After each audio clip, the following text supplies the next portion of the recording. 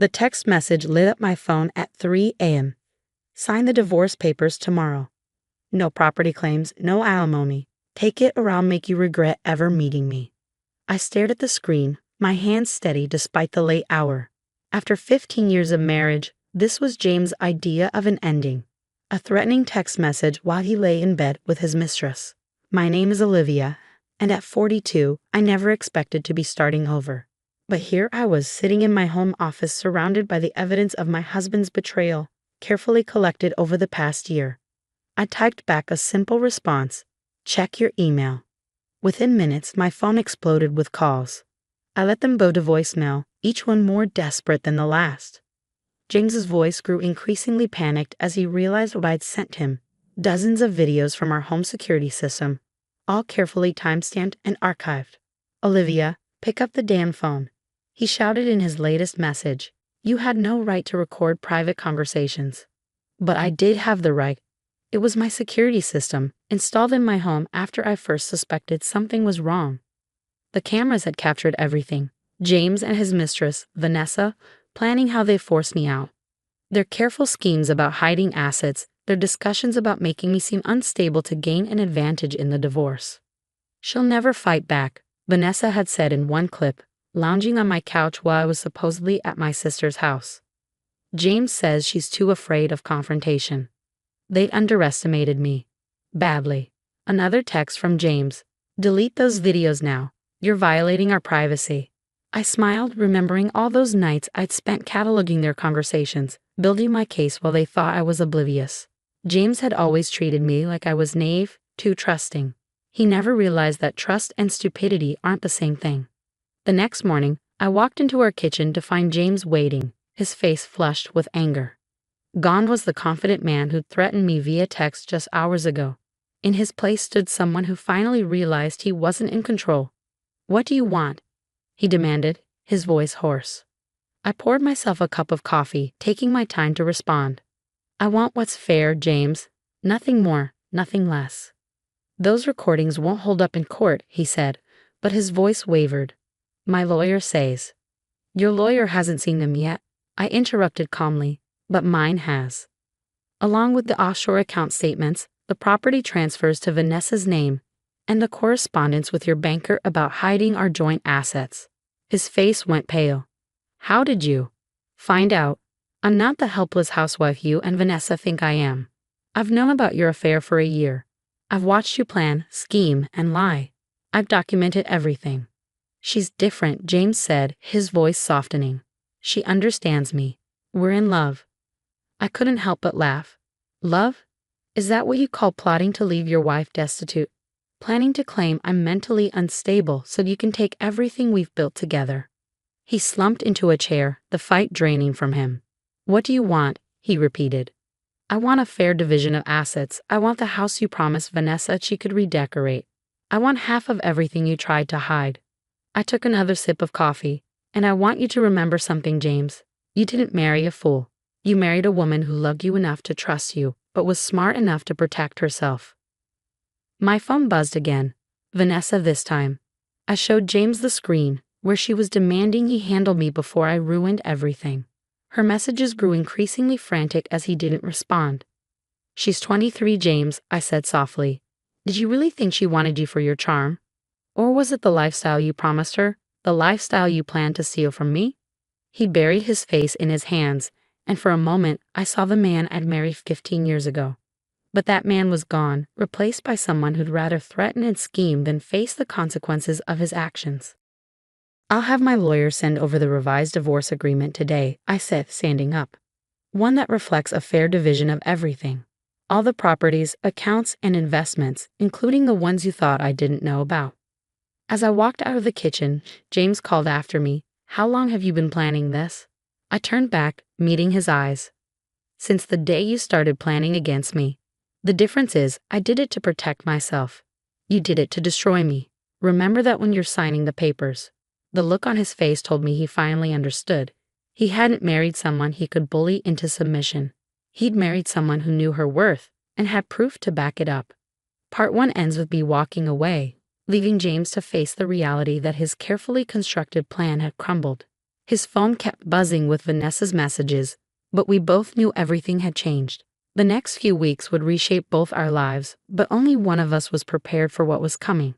The next few days unfolded like a carefully choreographed dance. James moved out, taking only his personal belongings after my lawyer made it clear that removing anything else would result in immediate legal action.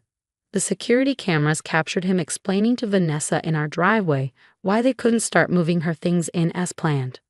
"This is ridiculous," she shouted, loud enough for the cameras to pick up. "You promised me this house.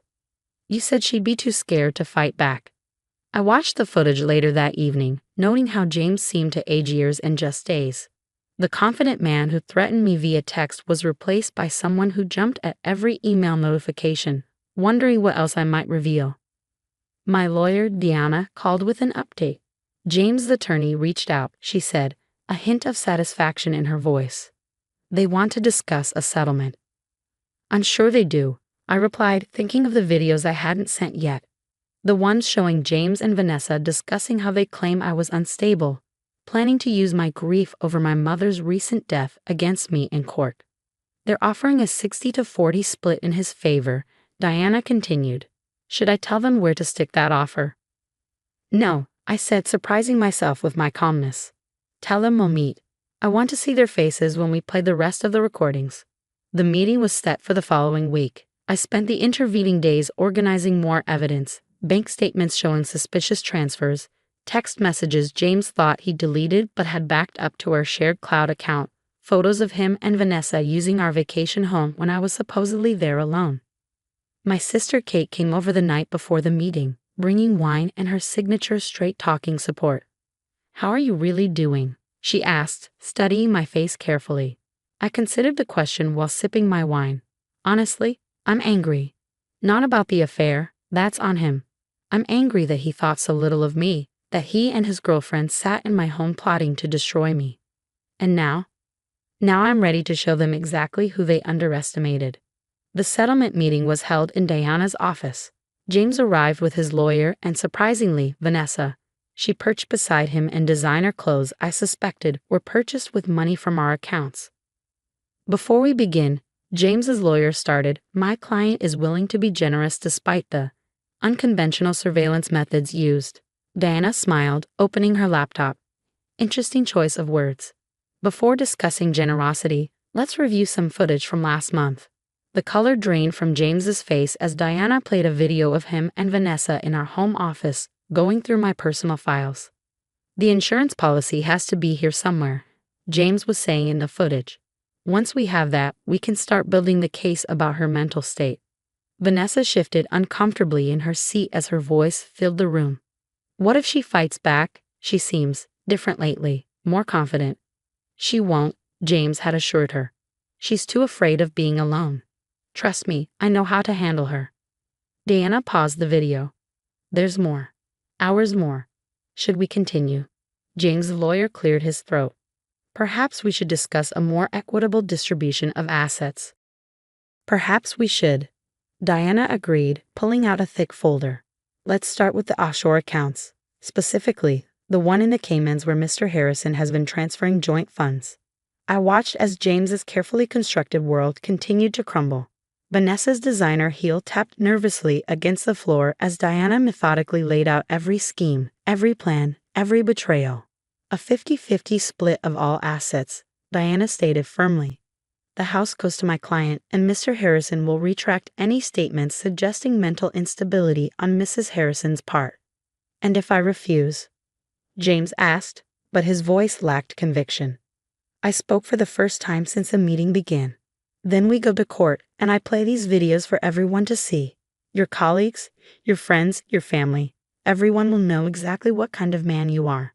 Vanessa stood up abruptly. "This is insane. James, you promised me." "Sit down," James hissed, but she was already heading for the door. "You said this would be easy," she shouted. "You said she was weak." The door slammed behind her, leaving a heavy silence in the room. I met James's eyes across the table. "Sign the papers," I said quietly. "End this now, and those videos stay private. Drag this out, and I'll make sure everyone knows the truth." His lawyer whispered something in his ear, and James nodded slowly, reaching for the pen. As he signed, I realized this wasn't the victory I'd imagined during those long nights of collecting evidence. It felt more like the end of a long illness, painful but necessary for healing to begin. Part 2 ends with James signing the papers, his hand trembling slightly. The man who threatened me just days ago now couldn't even meet my eyes. As I walked out of Diana's office, I heard Vanessa's angry voice in the hallway, demanding explanations James couldn't give. But for the first time since discovering the betrayal, none of it mattered. I was free. 6 months after the settlement meeting, I stood in my newly renovated kitchen, sipping morning coffee and watching the sunrise. The house felt different now, lighter, peaceful. I'd repainted every room, replaced the furniture they plotted on, and transformed the space into something entirely my own. The last box of James' remaining items sat by the door, ready for his sister to collect. I hadn't seen him since the settlement, though I'd heard plenty through the grapevine.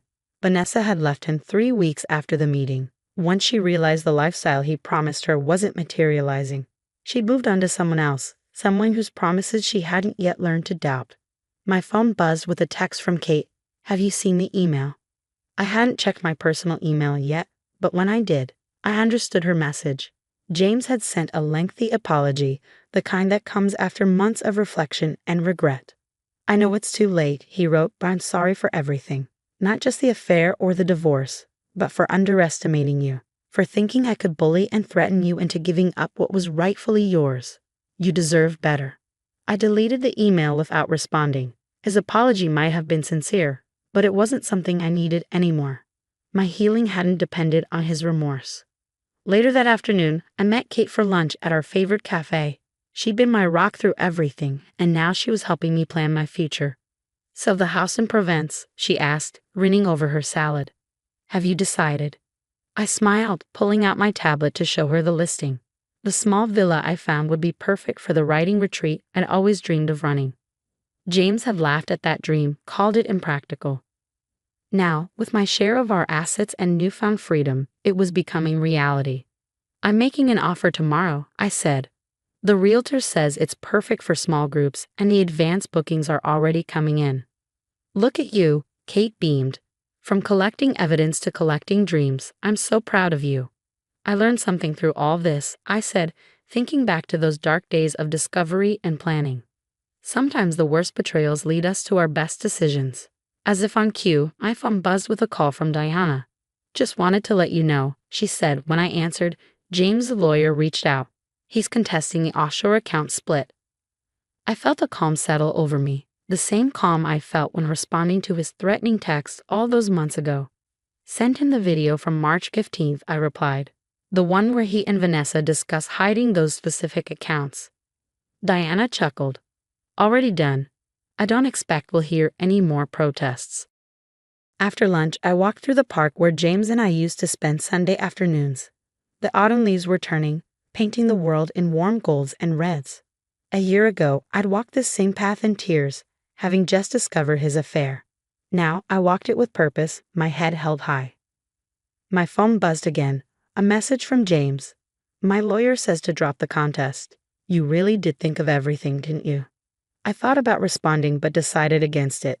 The time for conversations between us had passed. Instead, I opened my laptop at a nearby cafe and finalized my offer on the Provence villa. That evening, as I sorted through old photos for my upcoming memoir writing workshop, I found our wedding picture. We looked so young, so hopeful.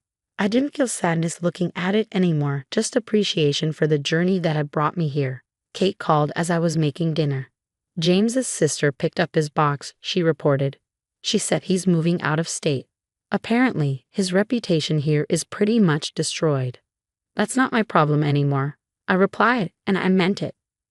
The truth was, I didn't need to see James face consequences or hear his apologies. His betrayal had taught me something invaluable, that I was stronger than anyone, including myself, had believed. Every scheme he and Vanessa had plotted had pushed me to think smarter, plan better, and value myself more. As I finished my dinner on the patio, watching the sunset paint the sky in brilliant colors, I felt profound gratitude. Not for the pain or betrayal, but for the woman I'd become because of it. The one who didn't just survive threats and manipulation, but who turned them into stepping stones toward a better life. My phone lit up with a confirmation email. My offer on the villa had been accepted. In the reflection of the glass doors, I saw myself smile, and it reached my eyes. James had threatened to make me regret ever meeting him, but instead, he'd made me grateful for finding my own strength. Sometimes the best revenge isn't in the evidence you collect or the battles you win, but in the life you build from the ashes of betrayal. Mine was just beginning, and it was more beautiful than I'd ever imagined.